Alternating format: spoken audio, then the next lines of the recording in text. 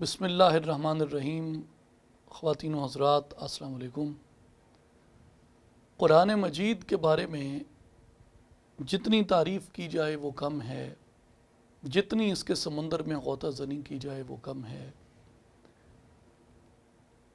لیکن رسول اللہ صلی اللہ علیہ وآلہ وسلم نے قرآن کے کچھ ایسے رموز، اس کی کچھ ایسی راز کی باتیں آپ نے بتائیں، ارشاد فرمائیں، جو قرآن مجید سے ہماری قلبی وابستگی کو اور زیادہ مضبوط کر دیتی ہیں۔ میں اس وقت سعادت حاصل کروں گا سرکار دو جہاں صلی اللہ علیہ وآلہ وسلم کے 11 فرامین مبارکہ سے، 11 احادیث مبارکہ سے، جن میں آپ صلی اللہ علیہ وآلہ وسلم نے قرآن مجید کے فضائل اور قرآن مجید کے ساتھ نسبت اور تمسک کی فضیلت کو بیان فرمایا۔ پہلی حدیث جو میں پیش کر رہا ہوں، یہ امام دارمی رحمۃ اللہ علیہ نے سنن الدارمی میں روایت کی ہے۔ ایک بات میں حدیث پاک کے بیان سے پہلے عرض کر دوں کہ میں نے ان 11 احادیث کا انتخاب کیا ہے جو عام طور پہ آپ علماء سے نہیں سنتے۔ کچھ احادیث ہیں قرآن مجید کے متعلق معروف جو عموماً علماء کرام بیان کرتے ہیں ہمارے قرآن مجید سے نسبت اور تعلق کو مضبوط کرنے کے لیے۔ ناچیز نے ان 11 احادیث کو منتخب کرنے کی کوشش کی ہے جو عام طور پہ بیان نہیں ہوتی۔ پہلی روایت امام دارمی رحمۃ اللہ علیہ کی ہے۔ آپ فرماتے ہیں حضرت عبداللہ ابن عمر رضی اللہ عنہ نے روایت کیا کہ رسول اللہ صلی اللہ علیہ وآلہ وسلم نے فرمایا، القرآن احب الی اللہ من السماوات والارض ومن فیہن۔ اللہ تعالیٰ کے نزدیک آسمانوں میں اور زمین میں جو کچھ بھی ہے، ہر چیز سے زیادہ قرآن مجید سے محبت ہے۔ یعنی زمین و آسمان میں جو کچھ بھی ہے، اللہ تعالیٰ ان تمام چیزوں سے بڑھ کے قرآن مجید کو محبوب رکھتا ہے۔ دوسری حدیث مبارک امام بزار رحمۃ اللہ علیہ نے مسند بزار میں بیان فرمائی ہے۔ حضرت انس رضی اللہ عنہ راوی ہیں حدیث کے۔ آپ صلی اللہ علیہ وآلہ وسلم نے فرمایا، ان البیت الذی یقرأ فیہ القرآن یکثر خیرہ، کہ ایسا گھر جس میں قرآن کریم کی تلاوت کثرت سے کی جاتی ہو، اس میں خیر کی بھی کثرت ہو جاتی ہے۔ والبیت الذی لا یقرأ فیہ القرآن یقل خیرہ، اور وہ گھر جس میں قرآن نہیں پڑھا جاتا، اس گھر میں بتدریج خیر و برکت کم ہو جاتی ہے۔ یعنی ایسا گھر جس کے باسی، جس کے رہنے والے، جس کے مکین کثرت سے قرآن مجید کی تلاوت کرتے ہیں، وہ گھر خیر و برکت کا سرچشمہ بن جاتا ہے۔ اور ایسے گھر جن کے مکین قرآن کی تلاوت نہیں کرتے، رسول اللہ صلی اللہ علیہ وآلہ وسلم نے فرمایا کہ وہاں سے خیر و برکت بتدریج کم ہوتی چلی جاتی ہے۔ تیسری حدیث مبارک امام ابو یعلا الموصلی رحمۃ اللہ علیہ نے اپنی مسند میں، امام طبرانی نے معجم الکبیر میں، اور امام بیہقی رحمۃ اللہ علیہ نے شعب الایمان میں روایت فرمائی۔ اسے بھی حضرت انس رضی اللہ عنہ نے روایت کیا ہے۔ سرکار دو جہاں صلی اللہ علیہ وآلہ وسلم نے ارشاد فرمایا، ان القرآن غنن لا فقر بعدہ ولا غنن دونہ، بے شک قرآن میں ایسی امارت ہے، ایسی توانگری ہے، ایسی مالداری ہے کہ اس کے بعد غربت نہیں ہوتی، اور یہ ایسی توانگری، ایسی مالداری ہے جس کے برابر کوئی اور مالداری نہیں ہے، کوئی اور عمارت اور امیری نہیں ہے جو امیری قرآن مجید میں ہے، جو مالداری قرآن مجید میں ہے۔ یہ سرکار کا فرمان ہے کہ جہاں قرآن آ جائے وہاں بھوک افلاس ختم ہو جاتی ہے۔ چوتھی حدیث مبارک امام احمد ابن حنبل رحمۃ اللہ علیہ نے اپنی مسند میں اور امام طبرانی رحمۃ اللہ علیہ نے معجم الکبیر میں عقبہ ابن عامر رضی اللہ عنہ سے روایت کیا کہ سرکار دو عالم صلی اللہ علیہ وآلہ وسلم نے ارشاد فرمایا، لو کان القرآن فی احاب ما مست النار۔ آپ نے فرمایا کہ اگر قرآن کسی کھال یعنی چمڑے میں ہو تو آگ اس چمڑے کو جلا نہیں سکتی۔ اگر قرآن کسی چمڑے میں ہو تو آگ اس چمڑے کو جلاتی نہیں ہے۔ اس سے مراد امام سیوطی رحمۃ اللہ علیہ نے الاتقان فی علوم القرآن میں بیان فرمایا کہ ابو عبیدہ نے کہا ہے کہ کھال سے مراد مومن کا دل ہے اور آگ سے مراد جہنم ہے، یعنی جس دل میں قرآن مجید ہوگا اس کو جہنم کی آگ نہیں جلائے گی۔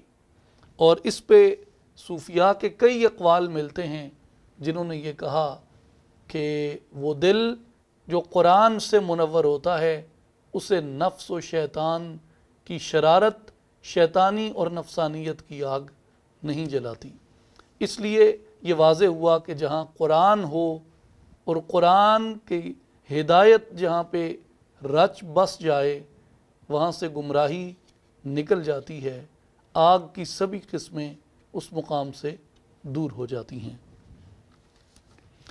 پانچویں حدیث مبارک ایک نسبت سے ہے، پانچ کی نسبت سے سیدہ سکینہ رضی اللہ عنہا جو سیدنا امام حسین ابن علی رضی اللہ عنہما کی شہزادی ہیں، آپ روایت کرتی ہیں اپنے والد گرامی سید الشہداء سیدنا امام حسین رضی اللہ عنہ سے کہ آپ نے فرمایا، حملۃ القرآن عرفاء اہل الجنت یوم القیامہ، کہ قیامت کے دن قرآن کے حاملین اہل جنت کے عرفاء ہوں گے۔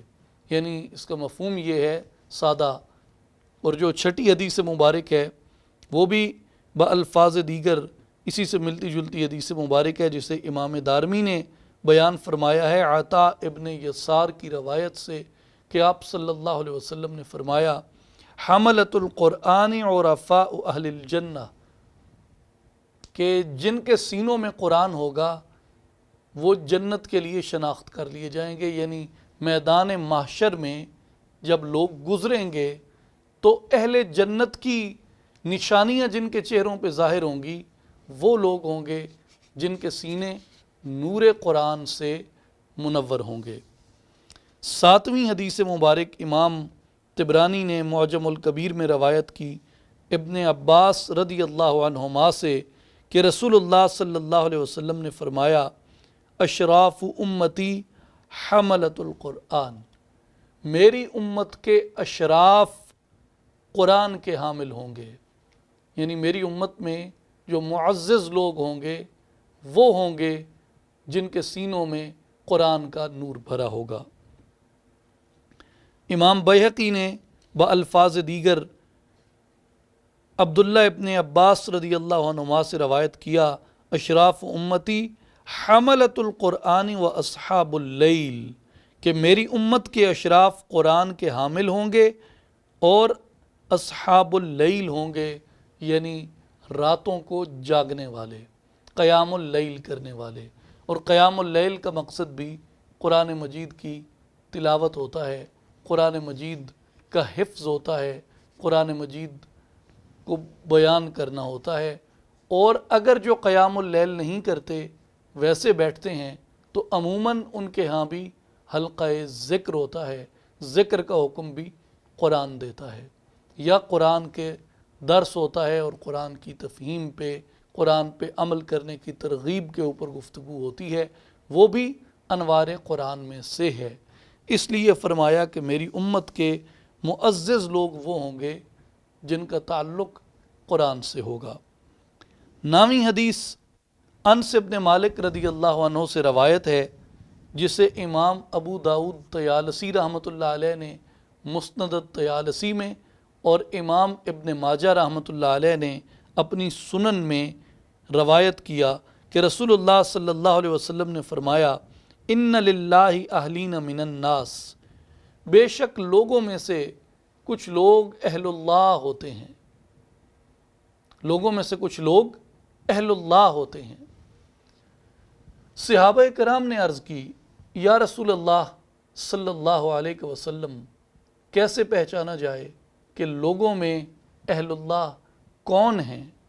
تو آپ صلی اللہ علیہ وآلہ وسلم نے فرمایا، ہم اہل القرآن اہل اللہ و خاصتہ، وہ اہل قرآن ہیں، یہی اللہ اور اس کے خاص بندے ہیں۔ یعنی اہل اللہ کی کیا نشانی ہے، اللہ والوں کی کیا نشانی ہے؟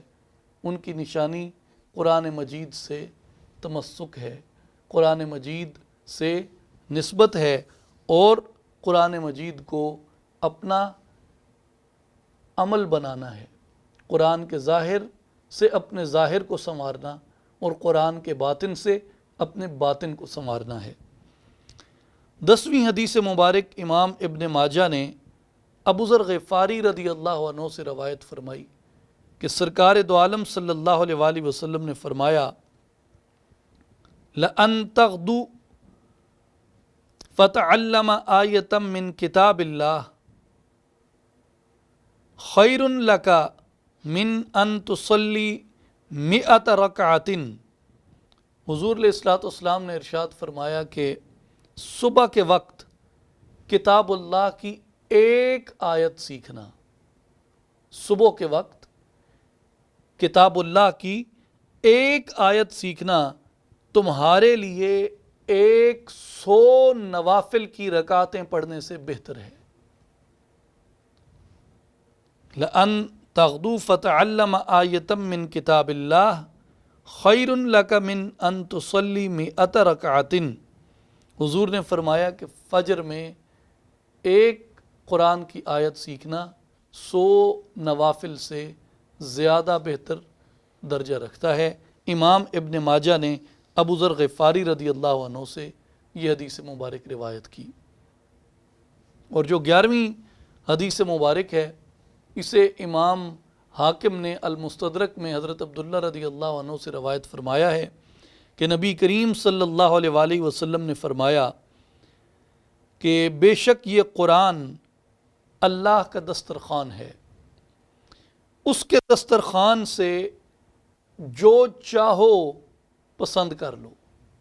ان ھذا القرآن مأدبۃ اللہ فاقبلوا من مأدبتہ فاستطعتم، کہ یعنی یہ قرآن اللہ کا دسترخوان ہے، اور اس کے دسترخوان سے جو کھانا چاہو، جتنی استطاعت رکھتے ہو، مستطعتم، اپنے لیے تم پسند کر لو۔ ان ھذا القرآن حبل اللہ والنور المبین، بے شک یہ قرآن اللہ کی رسی ہے اور نور مبین ہے۔ والشفاء النافع عصمۃ لمن تمسک بہ، اور جو اس پر عمل پیرا ہو اس کو یہ نفع بخشنے والی شفا ہے۔ وَنَجَاهٌ لِمَن تَبِعَهُ، اور جو اس کی اتباع کرتا ہے یہ اس کا محافظ بن جاتا ہے، اس کی حفاظت کرتا ہے۔ یہ 11 فرامین رسول اللہ صلی اللہ علیہ وآلہ وسلم کے ہمیں قرآن مجید کی طرف رغبت دلاتے ہیں کہ مومن وہ ہے جس کا سینہ نور قرآن سے منور ہو، جو قرآن سے شفا پاتا ہے، وہ کہیں بیمار نہیں ہوتا۔ یہ اللہ کی رسی ہے، جس نے اس کو پکڑ لیا وہ صراط مستقیم پہ گامزن ہو گیا۔ اور یہ امام حاکم کی روایت کے مطابق یہ اللہ کا دسترخوان ہے، جتنی استطاعت ہے یہاں سے کھا لو، اس کی نعمتیں کبھی ختم نہیں ہوں گی۔ اور آپ صلی اللہ علیہ وسلم نے فرمایا کہ 100 نوافل پڑھنے سے قرآن کا فجر میں ایک مسئلہ سیکھنا یہ زیادہ اجر و ثواب رکھتا ہے۔ اور حضور نے فرمایا میری امت کے جو اولیاء ہیں ان کو قرآن سے پہچانو۔ اور رسول اللہ صلی اللہ علیہ وآلہ وسلم نے فرمایا کہ میری امت کے جو اشراف ہیں، جو معززین ہیں، وہ ہوں گے جو قرآن سے نسبت رکھتے ہوں گے۔ اور رسول اللہ صلی اللہ علیہ وآلہ وسلم نے ارشاد گرامی فرمایا کہ قیامت کے دن جس وقت لوگ گزریں گے تو اہل جنت کی جو نشانی ہوگی وہ لوگ ہوں گے جن کے سینوں میں قرآن مجید چمک رہا ہوگا۔ اور پھر رسول اللہ صلی اللہ علیہ وسلم نے فرمایا کہ جس چمڑے میں قرآن آ جائے اس چمڑے کو آگ نہیں جلائے گی۔ یہ دلیل ہے اس بات کی کہ ایسا مومن جو قرآن اپنے سینے میں محفوظ کرتا ہے، قرآن سیکھتا ہے، اس پہ عمل کرتا ہے، اس کی اتباع کرتا ہے، قرآن اس کا محافظ ہے اور آگ سے جلنے سے اس کو نجات دیتا ہے۔ اور رسول اللہ صلی اللہ علیہ وآلہ وسلم نے فرمایا کہ اگر مالدار ہونا چاہتے ہو تو قرآن سے دوستی کر لو، قرآن تمہیں وہ دولت بخشتا ہے جو تمہیں شاہان جہاں سے نہیں مل سکتی۔ اور پھر آپ نے فرمایا جس گھر میں قرآن پڑھا جاتا ہے اس گھر میں خیر و برکت ہوتی ہے، اور جس گھر سے قرآن اٹھ جائے وہاں سے خیر و برکت اٹھ جاتی ہے۔ اور پہلی حدیث جو ہم نے پڑھی وہ یہ تھی کہ آپ صلی اللہ علیہ وسلم نے فرمایا کہ زمین میں اور آسمانوں میں اور ان میں جو کچھ بھی ہے اس میں سے ہر چیز سے زیادہ محبوب اللہ کے ہاں قرآن ہے۔ جس چیز سے اللہ محبت کرتا ہے آپ پہ اور مجھ پہ لازم ہے کہ اس چیز سے محبت کریں، اس کی طرف رغبت رکھیں اور عملاً اپنے ظاہر اور اپنے باطن کو اس کے نور سے منور کریں۔